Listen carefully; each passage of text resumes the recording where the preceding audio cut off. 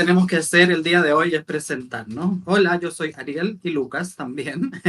¿Qué tal? Bien, ¿y tú? Muy bien.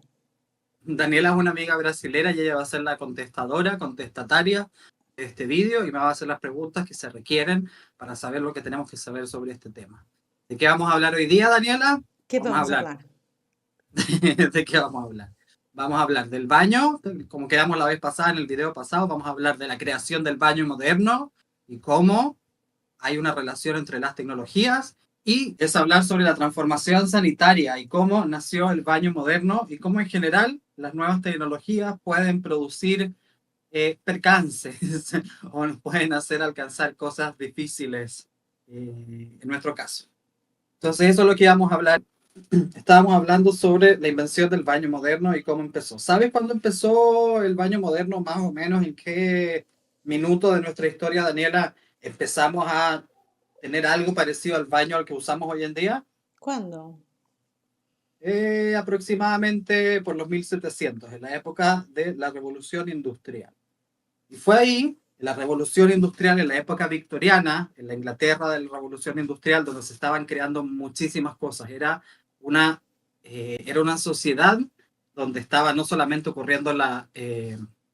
donde estaba ocurriendo la revolución industrial, sino que se estaban inventando muchísimas cosas. Era una sociedad que tenía muchísimo valor por el inventar cosas nuevas y desarrollar la tecnología lo máximo posible.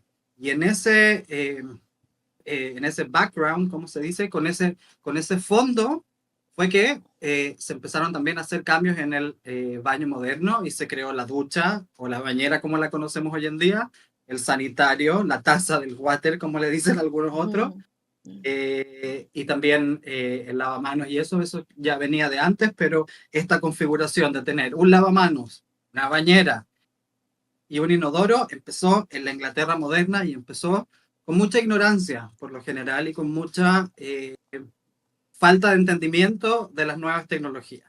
Y eso es lo que nos lleva a hablar hoy día, Daniela, sobre lo que habíamos hablado la vez pasada también, que es la invención del baño y qué cosas tuvieron que suceder para que se inventara el baño. ¿Cómo crees que se dio, Daniela, toda esta nueva invención del baño? ¿Y qué crees? ¿Que la gente empezó a inventaron el inodoro y ya? Yo creo que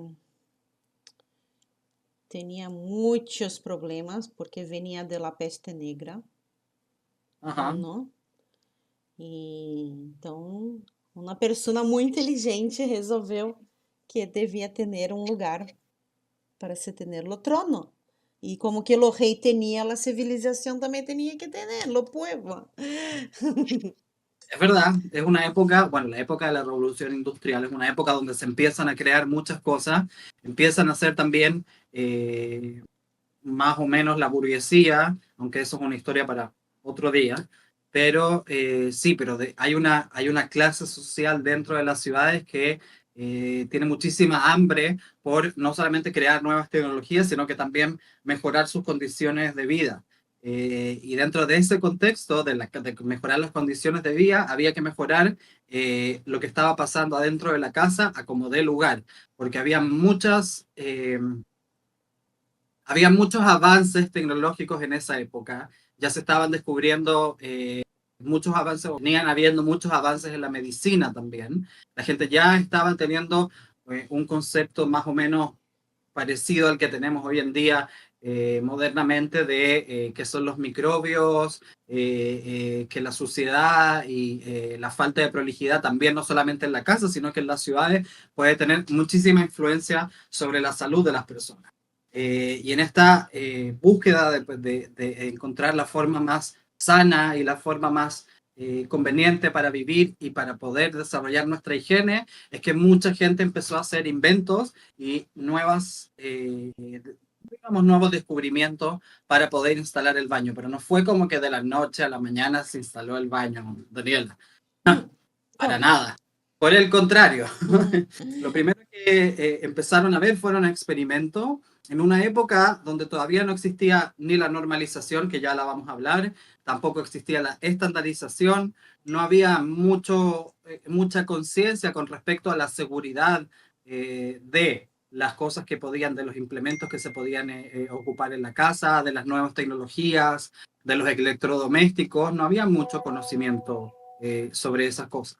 Entonces, ¿qué pasó? Empezaron a pasar tragedias en la Inglaterra, la Inglaterra, la Inglaterra victoriana pasaron muchas tragedias que tuvieron que ver con la invención de esta nueva tecnología que es el baño y cómo empezó de una época en que se empiezan a crear nuevas cosas y la gente comienza a experimentar también adentro de sus casas cómo pueden hacer para mejorar su higiene. Pero dijimos también que era una época un tanto primitiva en estándares y cosas, y había ciertas cosas, por ejemplo, que no se habían inventado o que no se tenían en cuenta para desarrollar la tecnología. El primer ejemplo es cómo se inventó la bañera. Y al principio mucha gente en Inglaterra descubrió que el agua se podía calentar por algún mecanismo, alguna manera que le diera, o sea, que calentara el agua dentro de la bañera misma. Eso pasó un par de veces y ¿qué sucedió? Que mucha gente se terminó quemando dentro del agua porque no habían termostatos en esa época, tampoco había un estándar o alguna normalización que regulara la venta o la creación de este tipo de tecnologías y la gente, claro, se metía a la bañera con el agua fría, se quedaba relajada, dormía y después el agua se calentaba demasiado hasta que terminaba costando la vida de las personas. Ese es un ejemplo, pero yo creo que el ejemplo más chistoso, porque tiene un grado de, porque tiene un comicidad, es algo igual un poco chistoso, es que primero los habitantes de la Inglaterra victoriana todavía no entendían muy bien cómo funcionaba el tema de los gases y las deposiciones de las personas. Estaba también empezando la electricidad al mismo tiempo y estaban empezando los nuevos sistemas de alcantarillado moderno, pero todavía no se entendía muy bien, por ejemplo, que las deposiciones humanas, las heces, las cacas de los animales y de las personas, una vez que están en descomposición, causan gases. Y esos gases se acumulan y se tienen que liberar. Hoy en día nuestros sistemas de alcantarillado en las casas tienen una forma de que estos gases se puedan ir liberando y ventilar justamente para prevenir las explosiones y los peligros que puede producir la acumulación de gas metano en un lugar cerrado. Bueno, eso no se había inventado todavía en la Inglaterra victoriana y por lo tanto lo que sucedió es que muchas veces al principio de los baños y cuando empezaron con toda esta tecnología del baño, la gente iba al baño, abría la tapa, se sentaba a hacer sus cosas y ¡kabum! Explosión de mierda. Me gusta llamarla explosión de mierda, porque era más o menos literalmente lo que pasaba, pero la gente no se daba cuenta que habían acumulaciones de gases en los alcantarillados que ellos tenían y por eso sufrían también de explosiones. No era la única manera, porque también no estaban muy bien creadas las diferencias entre la electricidad y el alcantarillado y todas esas cosas, y muchas cosas a veces se mezclaban. Habían, por ejemplo, tuberías de gas que se mezclaban con el alcantarillado y eso solamente no hacía más que subir la magnitud y aumentar la magnitud de cómo estos accidentes se iban a dar y cómo estos accidentes sucedían. Sucedió muchísimas veces en la Inglaterra victoriana que a la gente le explotó el baño antes de poder hacer sus necesidades. Fue una época bastante contradictoria, fue una época muy buena para el ser humano por el nivel de desarrollo que la tecnología consiguió y la nueva cantidad de inventos y yo creo que también la velocidad, o sea, fue la primera vez que toda la sociedad se organizó para ir teniendo mejores condiciones de vida en todos los aspectos de la vida, pero al mismo tiempo lo hacían de una manera muy cándida, muy inocente y tal vez hasta ignorante porque no conocían todo lo que pasa. Eso también nos puede dar, yo creo que una moraleja o algo para aprender el día de hoy, y es que siempre empezamos a usar nuevas tecnologías y no las reconocemos y no las conocemos 100%, siempre hay peligros. Siempre hay peligros, siempre hay... déjame pensar, los seres humanos a experimentar con nuevas tecnologías. Por lo general, no conocemos todos los aspectos de la nueva tecnología que estamos tratando y por eso siempre existen riesgos, esa es la palabra. Existen riesgos existen peligros y factores que no podemos o que no tenemos en cuenta siempre cuando estamos usando estas nuevas tecnologías, y por lo general eso trae accidentes y trae no solamente accidentes, sino que también trae, vamos a ponerlo de esta forma, trae resultados que no siempre esperábamos, justamente por nuestra ignorancia y por no saber cómo funciona la tecnología. A veces los resultados de nuestro uso de la tecnología nos llevan a consecuencias catastróficas que no teníamos en algún minuto, o sea, no teníamos al principio incluidas dentro de la ecuación de cómo la cosa debería. Mas a criação da tecnologia não é nascer no erro? Y yo creo que sí, o sea, la creación de tecnología es una especie de, es un proceso de error, o sea, de intentar, errar y volverlo a intentar de otra manera, pero siempre en el camino, como lo que estaba hablando ahora es cómo en el camino de este prueba y intento y de este proceso, como en el camino siempre van a generarse peligros y que esos peligros no siempre los tenemos en cuenta. Y que tal vez hoy en día nos da miedo, por ejemplo, la inteligencia artificial y todos los riesgos o nuevas preguntas que la inteligencia artificial puede poner sobre su vida, sobre nuestras vidas, pero no pensamos en cómo una tecnología tan básica hoy en día, tan poco moderna, yo creo que asumida como obvia, que es el baño y las cosas que hay adentro del baño de nuestras casas, esa tecnología también tuvo unos inicios de prueba y error que al final terminaron en accidentes y en pérdidas de vidas reales, que es lo que generalmente sucede cuando ocupamos nuevas tecnologías. Lo que yo me estoy focalizando es en el proceso, en cómo el proceso de crear nuevas tecnologías nos trae también nuevos retos y nuevas cosas, nuevos resultados que no teníamos antes de que llegara esa tecnología, no teníamos ni siquiera el concepto en nuestra cabeza de qué es lo que podía suceder. Y esto me lleva a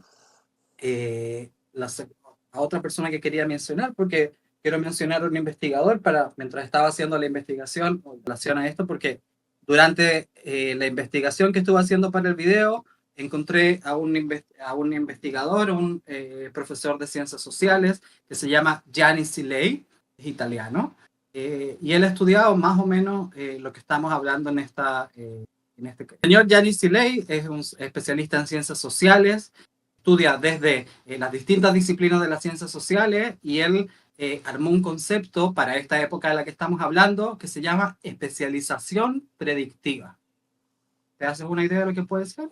No, que seria?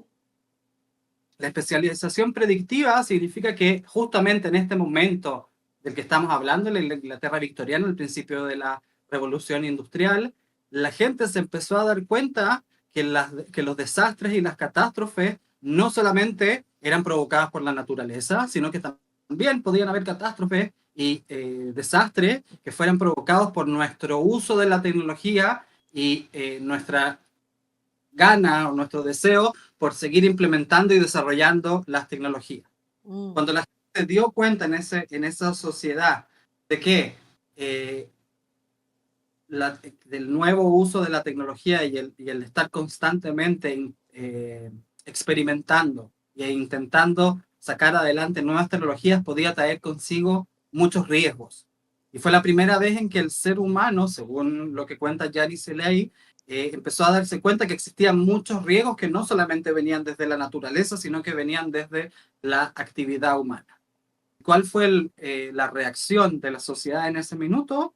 Fue la especialización predictiva, que es lo que dicen, que se empezaron a crear nuevas disciplinas en la sociedad en que su eje central y su foco estaba puesto en predecir, en evitar que digamos que estos accidentes o catástrofes que pueden suceder al uso de una nueva tecnología, bueno, tenerlas en cuenta y poder evitarlas en el futuro. Así empezaron a nacer, por ejemplo, las carreras de prevenciones de riesgo o, por ejemplo, la medicina ocupacional habla también Janice Ley sobre cómo nació la medicina ocupacional y cómo los médicos, por ejemplo, en este caso, y la medicina, se empezó también a centrar en que había, o sea, voy de vuelta. Janice Ley habló también sobre cómo la medicina en esta época se empieza a entender que existen problemas y amenazas a la salud humana que provienen específicamente de tu lugar de trabajo, no solamente de tu genética o de lo que te rodea, sino específicamente de tu lugar de trabajo y las cosas que pueden suceder ahí. Y ahí es cuando empieza, por ejemplo, la medicina ocupacional, que hoy en día conocemos como la medicina preventiva del trabajo. Y para nosotros tiene mucho sentido en la sociedad hoy en día que haya, por ejemplo, un médico o un profesional que pueda decir, oye, ¿saben qué? Esta idea como que puede producir estos efectos indeseados o tal vez pueda producir un accidente. Esa forma de pensar y esa forma de entender que no solo nosotros nos podemos especializar en crear nuevas máquinas, que era lo que se estaba haciendo en ese minuto, y en crear nuevas tecnologías, sino que también nos podemos especializar en reducir los riesgos al mínimo sobre la creación de tecnología y sobre este proceso nuevo que estábamos dando nosotros como seres humanos, como humanidad. Los pasos que estábamos dando como humanidad se pueden prevenir los riesgos y tratar de reducir las muertes y los decesos y los accidentes y las catástrofes al máximo. Es súper interesante lo que habla Janice Ley y tiene mucho que ver con nuestro tema de hoy, o sea, el baño, una cosa tan simple, una cosa tan trivial en nuestro día a día, empezó como una tecnología que la gente no entendía al 100%, porque produjo muchísimas catástrofes y accidentes, y al final toda esta ola de catástrofes y accidentes se empezaron a hundir barcos, Daniela. Hablamos de las explosiones de mierda también, que la gente le en la casa. Otra cosa muy importante que pasaba en esa época era con la moda. En essa época se usavam as criolinas. Sabe o que é uma criolina? Ah, que é como se fosse os calções, né, embaixo do pantalones. Isso, en portugués se dice calzones, pero aquí vamos a hablar de vestidos, en portugués la saya. Uhum. Tenía un vestido y por debajo de este vestido se le ponía una especie de esqueleto o marco para hacer que el vestido fuera grande. Nosotros nos acordamos de las personas de la época de la Revolución Industrial y la Inglaterra victoriana, con mujeres con vestidos anchos, grandes en fiesta y con estas partes atrás que le hacían que se le subiera el culo también un poquitito, tenían todas estas cosas. ¿Cuál era el problema con esas cosas? Que eran muy inflamables y que era muy difícil retirar la criolina una vez que, o sea, si el vestido tuyo se estaba quemando, era muy difícil sacarte la criolina. Y la gente también, o sea, muchas mujeres murieron así en esa época. Esto no tiene que ver con tecnología, tiene que ver con moda, pero al final era una sociedad donde pasaban muchos accidentes y pasaban muchas tragedias y crisis por, por la, digamos, por el instinto que tenía esta sociedad de estar constantemente innovando y en algún momento esa cantidad de crisis y esa sociedad donde hubo tanta crisis creó también una nueva sociedad de profesionales y personas que se dedican especialmente a intentar que la tecnología no nos haga daño.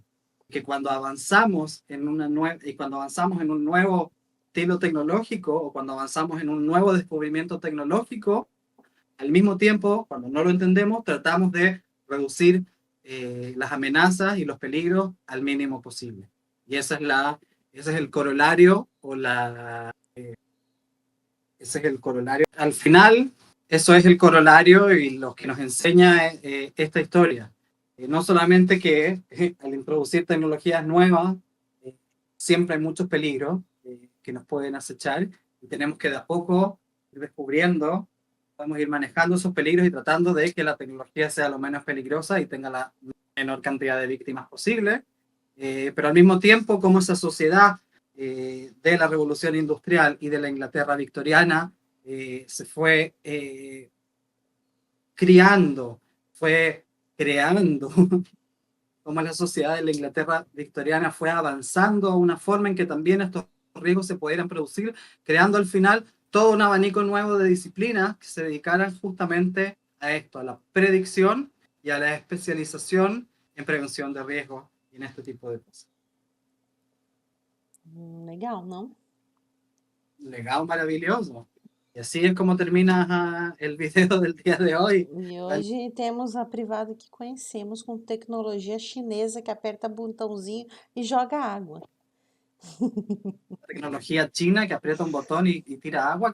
Ah, pero no, esos son los... Ya, ya entendí, no, esos son los sanitarios de Japón. No Japão. En Japón decidieron llevarse la tecnología a otro nivel. Hace muy poco tiempo, no recuerdo en qué país, se hizo una convención, una expo, sobre el sanitario y sobre cómo esta tecnología, que ya tiene 250 años, podría ser mejorada. Pero entiendo que todavía no se ha llegado a consensos grandes y sigue siendo la mejor forma que tenemos hoy en día de manejar nuestras deposiciones humanas. Pero, ¿qué iba a decir? Ya se me fue. Ah, pero los japoneses siguieron desarrollando esto hasta el final y ahora ellos tienen un baño donde aprietas un botón y se calienta el asiento y después otro botón y te lo limpia y después otro y te limpia a ti. Eso, los japoneses siempre son. Es un país muy especial. Muy inteligente. Muy inteligente. Aunque en realidad la tecnología sigue siendo la misma. El inodoro, el excusado de los japoneses sigue teniendo esa S atrás, que es lo que hace que el agua se vaya y la tecnología sigue siendo más o menos parecida o casi igual a lo que era en sus comienzos. Lo único que hicieron fue agregarle más gadgets, o sea, poder limpiarte, poder calentar el asiento, pero no hicieron un cambio en el core, en el corazón de la tecnología y no la han cambiado todavía. Fue una muy buena invención tecnológica. La inventó un señor que se llama Alexander Cumming, que hizo la primera patente que registró la primera patente de un inodoro en el año 1755. No, perdón. Registró la primera patente de un inodoro en el año 1775 en la Inglaterra victoriana y ese es el mismo inodoro, más o menos la misma tecnología que seguimos usando hasta el día de hoy. Justo el próximo año van a ser 250 años de la patente, desde que se creó la patente para el primer inodoro. O sea que es vieja, sí, 250 años, no es Pero tanto. não tanto. Tampoco, Tampouco. ¿verdad? Sim. E qual o Bueno. nosso próximo tópico? El próximo tópico que quiero tocar, vamos a hablar sobre ética. Me voy a ir ya a temas duros y cosas. Vamos a hablar de sociología, pero lo trato de hacer de una manera más suave, más relajada y que no sea tan pesada como tener que ir a la universidad o tener que ir a una clase a aprender estas cosas. Pero quiero tocar temas que son importantes para mí y creo que son temas importantes también para la sociedad. Y la próxima vez vamos a hablar sobre ética, moral y la inteligencia artificial. Ética, moral e inteligência artificial. No conjunto delas duas? No el conjunto de las dos, sino la relación que hay entre las dos. O sea, quienes ahora están haciendo nuevas herramientas de inteligencia artificial, pero todavía la sociedad nuestra no encuentra un verdadero lugar donde poder desarrollar la ética y la moral en nuestros días de una manera que sea lo suficientemente,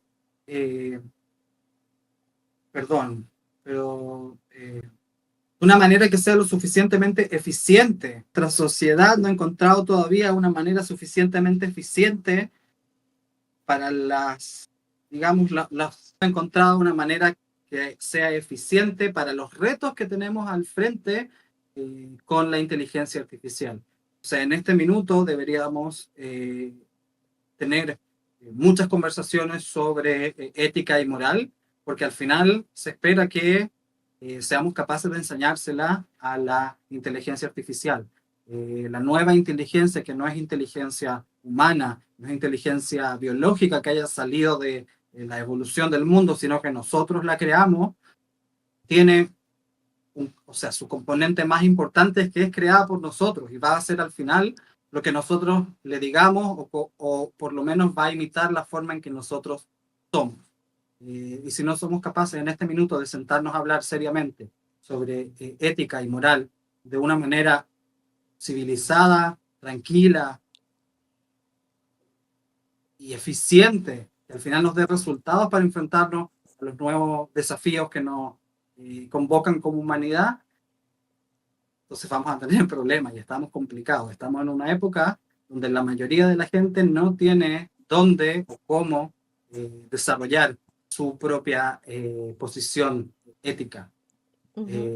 No tenemos un lugar donde desarrollar nuestra propia ética y nuestros propios conceptos o los lugares que tenemos no son eficientes ni son relevantes para las necesidades, no voy a decir necesidades. Desafío que tenemos como humanidad por la tecnología que ya existe, la inteligencia artificial ya está aquí. Entonces vamos a tener que empezar a hablar como seres humanos ahora ya. No podemos atrasar esta conversación, no podemos atrasar tampoco esta capacitación, no podemos atrasar este progreso que tenemos que hacer como seres humanos, a no ser que decidamos también atrasar, atrasar y parar el desarrollo tecnológico, lo que yo veo muchísimo más difícil que sentarnos y tratar de llegar a una forma en que tengamos algunos conceptos, por lo menos algunos conceptos compartidos de ética y moral, para un futuro donde la inteligencia artificial nos sirva a nosotros y nos sirva a los seres humanos para mejorar nuestra calidad de vida y nuestras condiciones de vida, en vez de servir a cualquier otro tipo de propósito que no me quiero llegar ni siquiera a imaginar en este video. Tá certo. Então nos encontramos. Bueno, nos encontramos en el próximo video. Gracias, Daniela, por tu aporte. Gracias por la paciencia. Gracias. Nos Gracias a ti. vemos. Nos vemos en el próximo video. Chao. Muchas gracias. Tchau. Suscríbete, dale like, todas esas cosas y nos vemos en la próxima. Beso.